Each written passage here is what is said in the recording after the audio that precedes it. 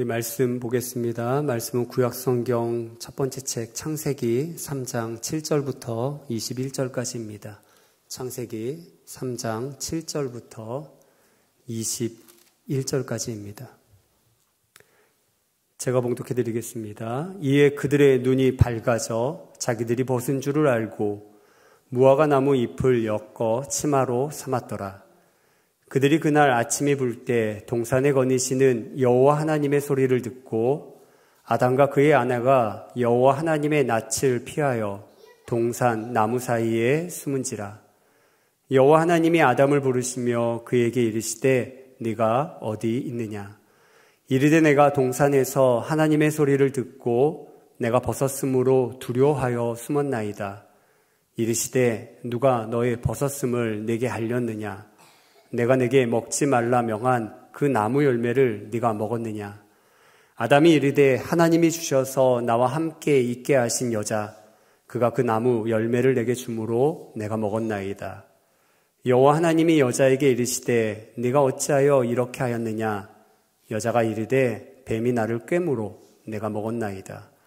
여호와 하나님이 뱀에게 이르시되 네가 이렇게 하였으니 네가 모든 가축과 들의 모든 짐승보다 더욱 저주를 받아 배로 다니고 살아있는 동안 흙을 먹을지니라.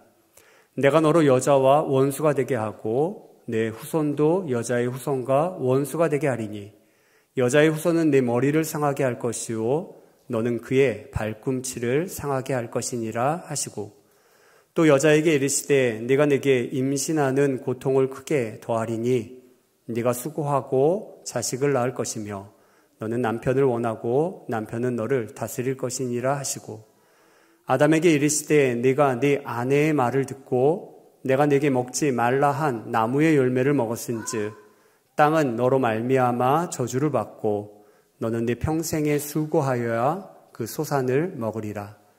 땅이 네게 가시덤불과 엉겅퀴를 낼 것이라.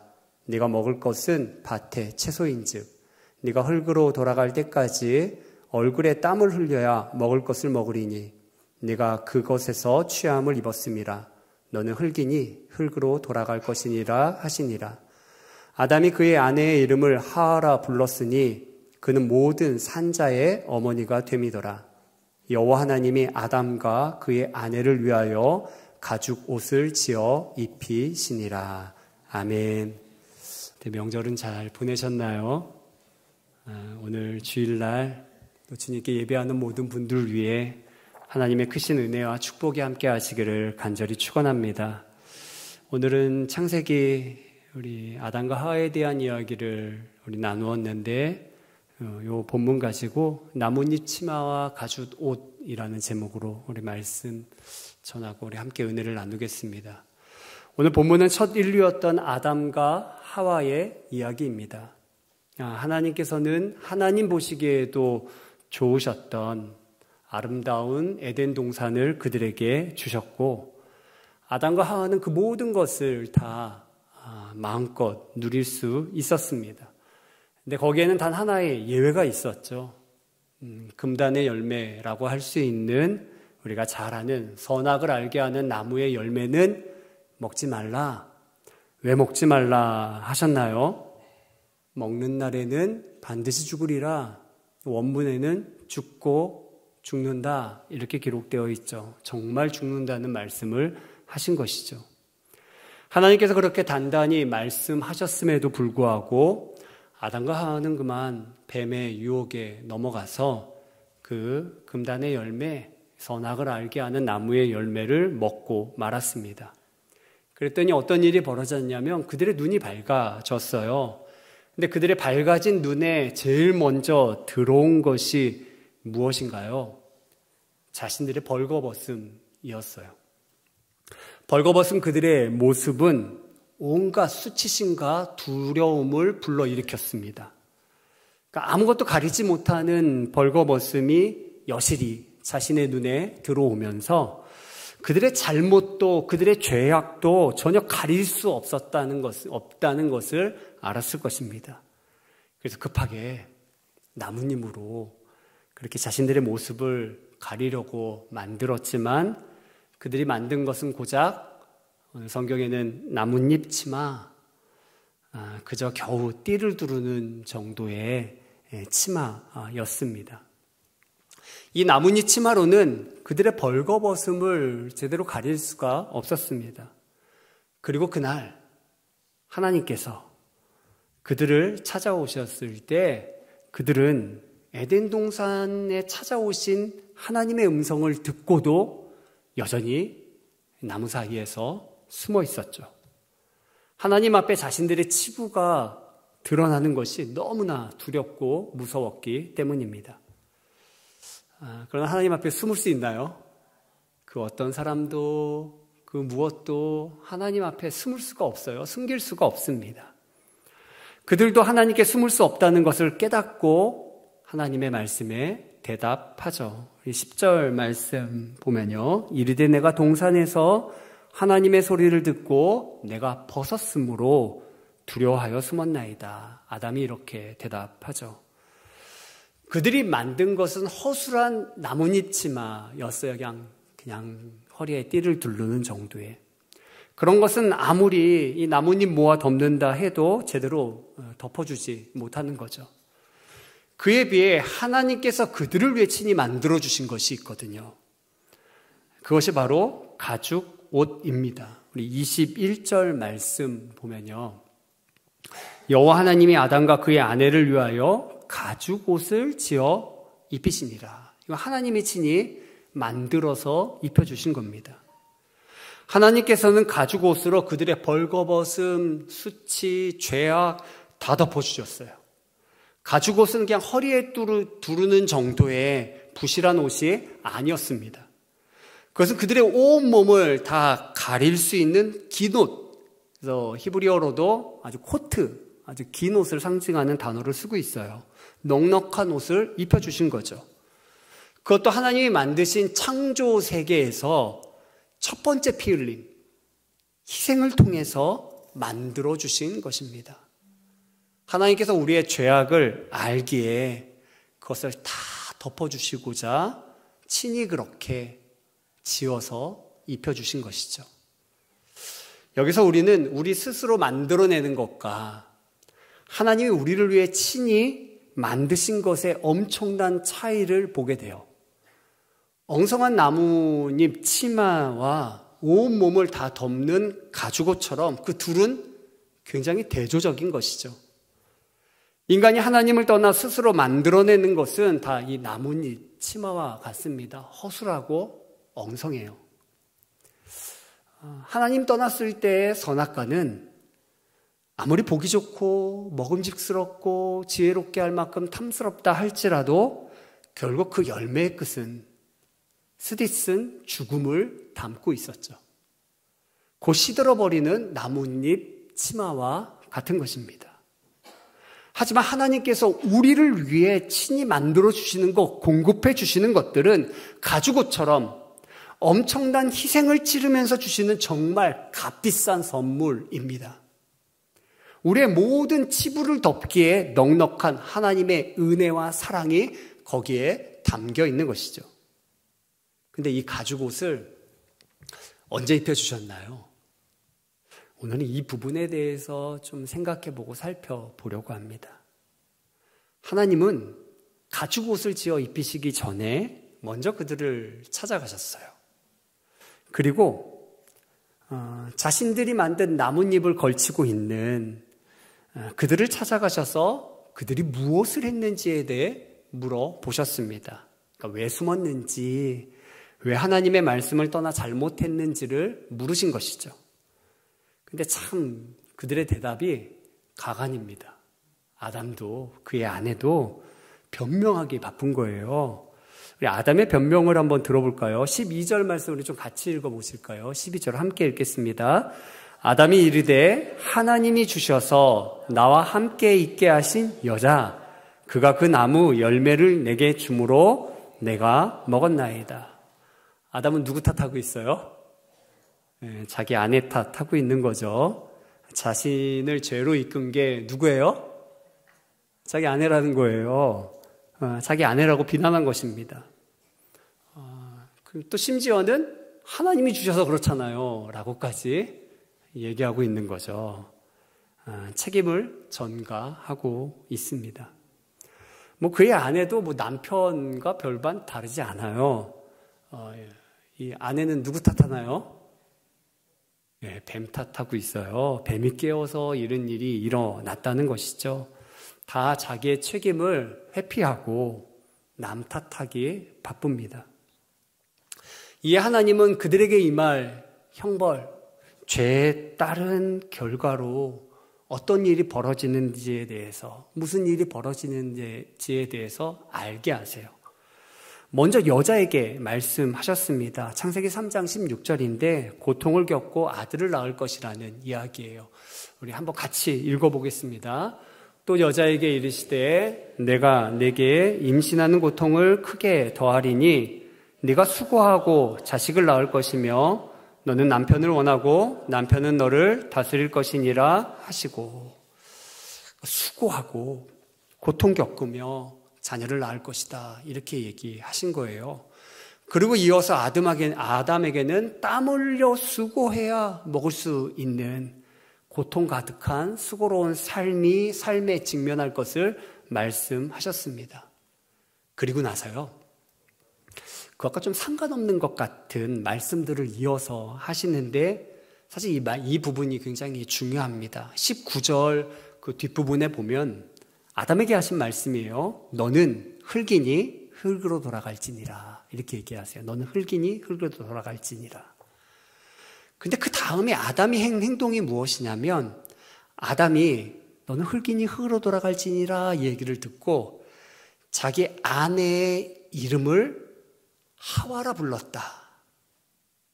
왜냐하면 그는 모든 산자의 어머니이기 때문이다. 이렇게 기록하고 있는 거예요. 보세요. 아담은 지금 방금 전까지 누구 탓했어요? 아내 탓한 거죠. 다 아내 때문이라고 비난을 했어요. 그런데 하나님으로부터 넌 흙이니 흙으로 돌아간다. 너 죽게 될 것이라는 선고를 받은 거죠. 그러니까 죽게 된다는 선고를 받았을 때 아담은 그 아내에게 다가가고 있다는 거예요. 그녀에게 새로운 이름을 불러주고 있다는 거죠. 그리고 나서야 하나님께서 그들에게 가죽옷을 지어 입히셔서 에덴 동산을 나가게, 세상을 향하여 가게 만드셨다. 이런 거예요.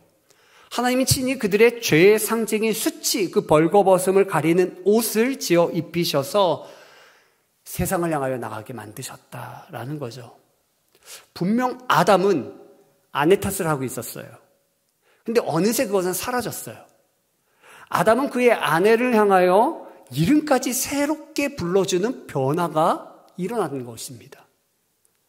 아담이 하나님께 너는 흙이니 흙으로 돌아갈 것이니라 라는 말씀을 들을 때 아담은 처음으로 자신이 정말 죽을 운명이구나, 이것을 깨닫게 되었어요.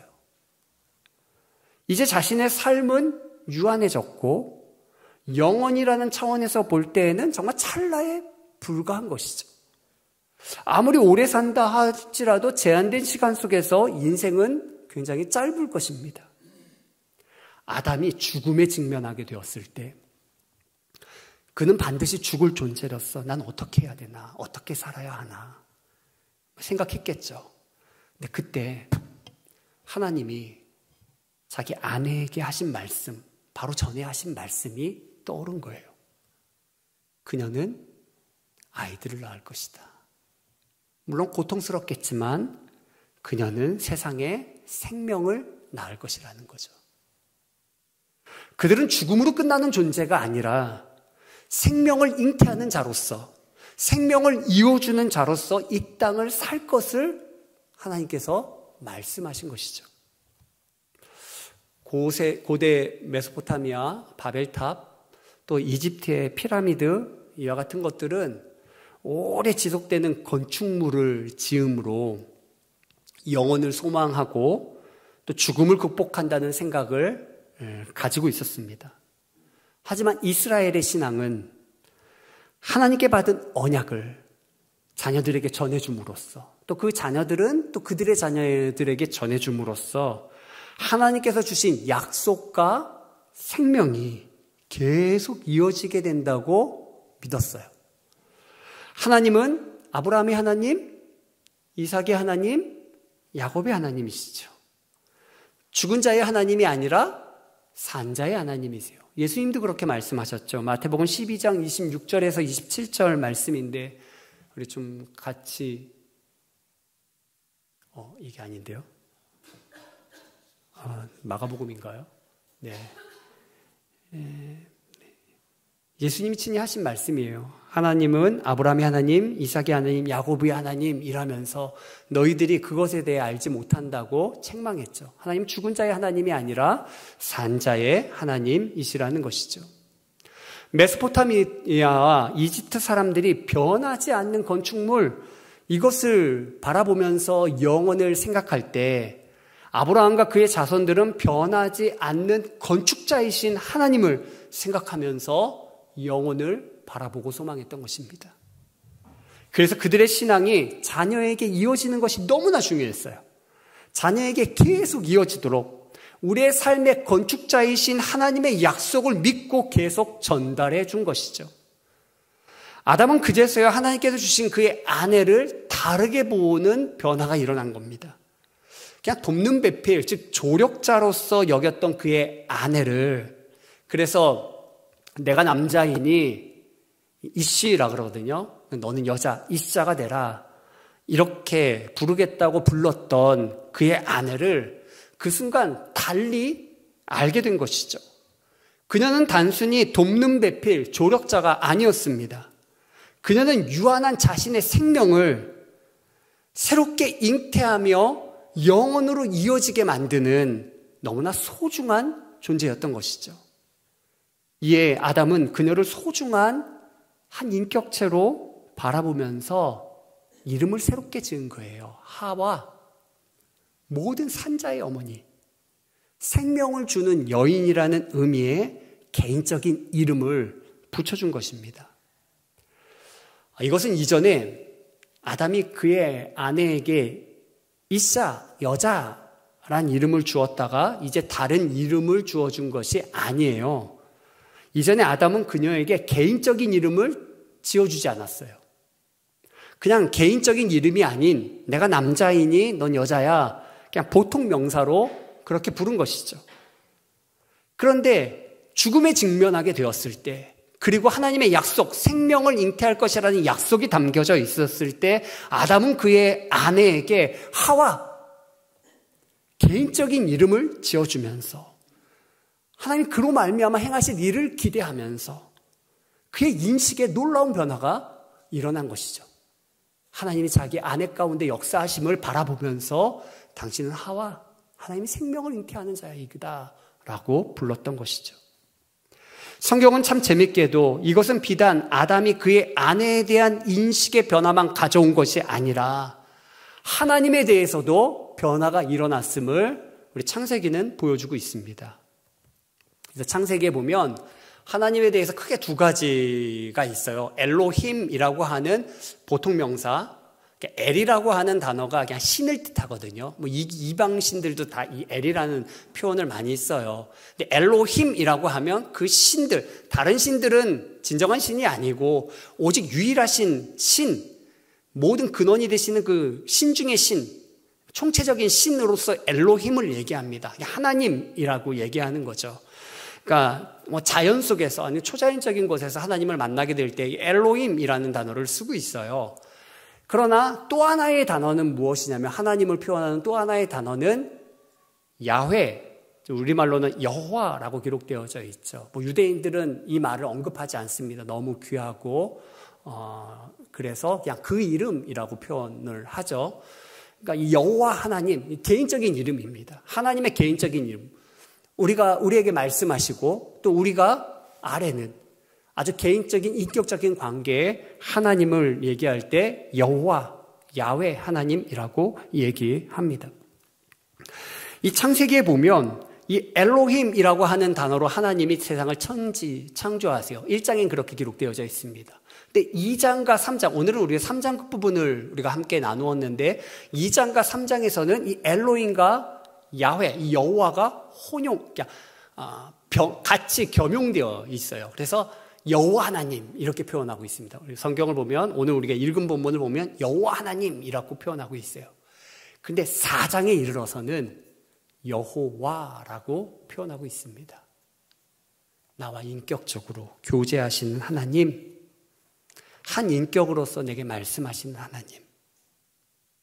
그러니까 이것은 어떻게 표현하면 좋겠냐면 아리스토텔레스의 하나님, 그러니까 철학자들이 이렇게 지적으로 파악하면서 알고 있는 그 신의 개념과 아브라함의 하나님은 하나님 친히 찾아오셔서 계시하시고 말씀하시고 함께 동행하시는 하나님, 그 차이라고 말할 수 있습니다. 하나님은 이렇게 친밀하게 인격적으로 알게 되었을 때 하나님은 그에게 가죽옷을 지어 입히셨어요. 하나님 그의 모든 허물을 다 덮으셨어요. 하나님이 그에게 놀라운 은혜와 사랑으로 덮으셨어요. 그리고 세상을 향하여 담대히 나아갈 수 있게 만드신 것입니다. 1세기 랍비인 메이어라고 하는 사람이 있는데 대단한 현자로 알려져 있어요. 그는 여기 이제 오늘 히브리어 본문에 쓰인 이 가죽옷이라고 하는 이 단어가 두 번째 히브리어 알파벳이 아인이거든요. 근데 이게 묵음이고 알레프도 묵음이에요. 근데 이 아인을 알레프로 읽으면 이게 가죽옷이 아니라 빛의 옷으로 해석이 된다는 거예요. 그래서 이 메이어는 무슨 얘기까지 하냐면 이 아담과 하와가 에덴 동산에 있을 때에는 그들은 그렇지 않았는데 에덴 동산을 떠날 때, 그러니까 하나님에 대한 인식이 그들이 바뀌었을 때, 친밀하게 알게 됐을 때 빛의 의복을 입고 떠나게 되었다라고 말합니다. 우리가 하나님을 친밀히 아는 것이 이렇게 중요합니다. 그럴 때 하나님의 놀라운 은혜, 하나님이 친히 주시는 은혜가 임하게 되는 줄 믿습니다. 그렇지 않으면 우리 힘으로 살려고 해요. 근데 우리 힘으로 살고 우리 힘으로 만들어내는 것은 뭐만 만드는 거예요? 그냥 나뭇잎 치마만 만드는 거죠. 아무리 둘러봤자 허술하고 가릴 수 없는 그런 하찮은 것을 만들 뿐입니다. 그러나 하나님이 지어주시는 것은 너무나 값진 것.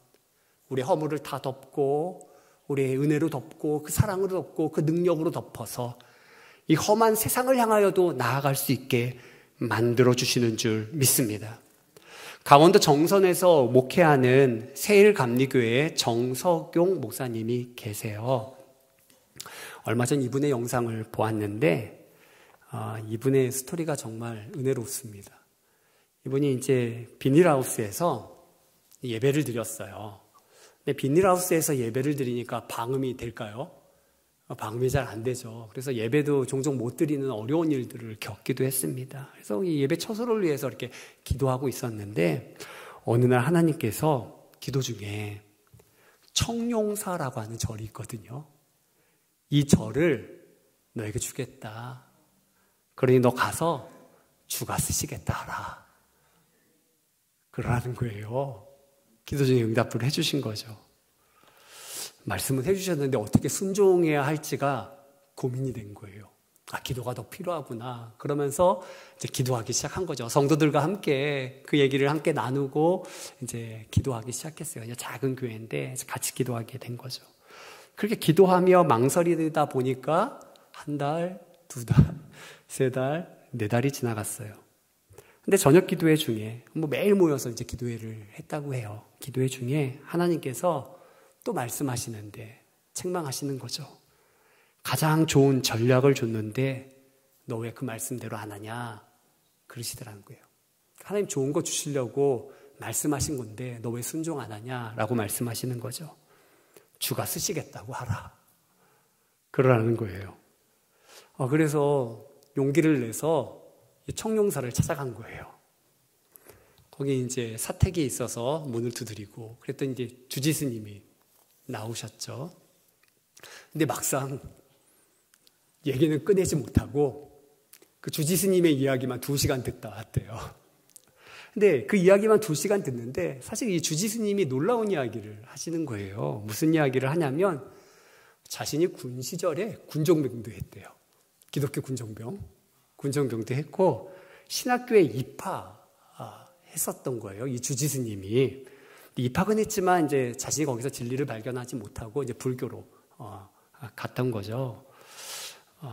그렇게 이제 2시간 동안 주지스님의 얘기만 듣다가 돌아왔는데 그날 밤에 하나님이 두렵게 느껴지는 거예요. 순종하지 않은 것에 대해서. 그래서 그 두려움이 몰려오면서 다음날 바로 이 주지스님을 찾아갔습니다. 그리고 이제 얘기를 한 거죠. 본격적으로. 전 이지영 목사입니다. 기도하는 중에 하나님께서 이 청룡사를 너에게 줄 땅이라고 말씀하시면서 주가 쓰시겠다라고 그렇게 말씀하셨다고 그렇게 얘기를 했어요. 진짜 용기를 내서 얘기를 한 거죠. 이 목사님이 이제 예측한 거는 그냥 막 화를 내거나 쫓겨나거나 뭐 소금 뿌리거나 그럴 줄 알았는데 그렇지 않고 이 주지스님이 그 얘기를 듣더니 그 절 곳곳을 안내해 주시더라는 거예요. 여기는 어디고 여기는 어디고. 그러면서 이 목사가 진짜 뭔가를 받았구나 그렇게 생각했던 것 같아요. 그러면서 무슨 얘기를 꺼내냐면 사실 카페 사장들도 많이 와서 이 절을 팔 생각이 없는지를 묻는다는 거예요. 왜냐하면 이게 등산로이고 등산객들도 많아요. 등산객들도 많고 그리고 그 앞에 냇가가 흐르거든요. 그러니까 등산객들이 많이 지나가고 냇가도 흐르고 입지가 굉장히 좋죠. 뒤에는 산이고 그러니까 카페하기 너무 좋은 거예요. 그러니까 카페하도록 이 부지를 좀 팔 의향이 없느냐고 많이들 찾아왔다는 거예요. 그런데 어떻게 세상에 이 절을 팔 수 있느냐 그랬다는 거죠. 근데 왜 이 얘기를? 근데 교회에다가는 파는 거예요. 그래서 아니 카페에다 팔 수 없다고 그러시면서 교회에 파시는 것은 괜찮으시냐고 이제 물었더니 아니 하나님이 쓰시겠다면서요. 이렇게 이 주지스님이 답하셨다고 해요. 물론 이제 자금은 없으니까 돈은 없으니까 바로 구입하지는 못했지만 한 1년 반 동안의 인내의 시간, 기다리는 시간이 필요했지만 놀랍게도 하나님께서 여러 기도의 손길로 공급하시면서 결국 이 청룡사를 구입하게 되었다는 거예요. 그래서 매일 이렇게 스피커가 등산객들에게 울려 퍼지면서 불경을 외우던 그곳이 지금은 찬송가가 울려 퍼지는 그런 곳이 되게 하셨습니다. 아직은 거기를 제대로 꾸며놓지 않고 절 그대로예요. 그래서 막 그거 하려고 오시는 분들도 계시는데 와서는 이제 놀라고 그러신다는 거죠. 하나님은 그 어떤 것도 변하여 아름다운 것이 되게 만드시는 줄 믿습니다. 그러니까 하나님이 주시는 것은 놀라워요. 우리가 만든 것은 허술하기 짝이 없는 나뭇잎 치마이지만 하나님이 친히 입혀주시는 것은 전에 그것이 절이었든지 어떠하든지 간에 다 덮고 은혜로 덮고 사랑으로 덮어서 교회가 되게 만드신 하나님. 정말 하나님의 은혜로 덮고 사랑으로 덮어서 예수의 사람이 되게 하시는 하나님. 그 하나님이신 줄 믿습니다. 우리를 위해 친히 가죽옷을 지어 입히셔서 세상을 향하여 나가게 만드셨어요. 언제 그렇게 하셨다고요? 아담이 죽음에 직면하면서 하나님을 친밀히 알게 되었을 때, 그 생명이 무엇인지를 알게 되며 자기 아내를 귀하게 여기게 되었을 때 그런 변화가 일어났습니다. 우리의 삶에도 마찬가지예요. 하나님 우리에게 이 땅을 보내신 뜻과 목적이 있거든요. 근데 그 뜻과 목적들은 어디에서 발견될까요? 우리의 가정 안에서 발견되고 우리의 이웃 안에서 발견되고 이 세상 안에서 발견되는 줄 믿습니다. 그들을 하찮게 대하면서 어떻게 하나님을 사랑한다고 할 수 있겠어요? 그러나 그들 가운데 하나님의 일하심을 보면서 그냥 이씨야 난 남자니까 당신은 여자야가 아니라 하나님 저를 통해서 생명의 역사를 이루시겠구나 그것을 볼 줄 알 때 하나님 우리 삶에 놀라운 은혜를 덮으시면서 세상을 향하여 담대히 나아가게 만드시는 줄 믿습니다. 오늘 저와 여러분들이 이와 같이 하나님을 친밀히 알게 되기를 간절히 축원합니다. 날 위해 오신 예수님, 지금도 내 안에 계셔서 날 다스리시는 성령 하나님, 그 하나님을 깊이 알면서 여러분들의 삶 모든 걸 다 덮으세요. 죄의 허물 덮으세요. 우리의 연약함 다 덮으세요. 능력으로 지혜로 다 덮으십니다. 여러분들에게는 예수님의 생명이 있는 줄 믿습니다. 여러분들에게는 예수님의 이름이 있는 줄 믿습니다. 그러니 담대히 세상을 향하여 나아갈 수 있는 저와 여러분들이 되시기를 간절히 축원합니다.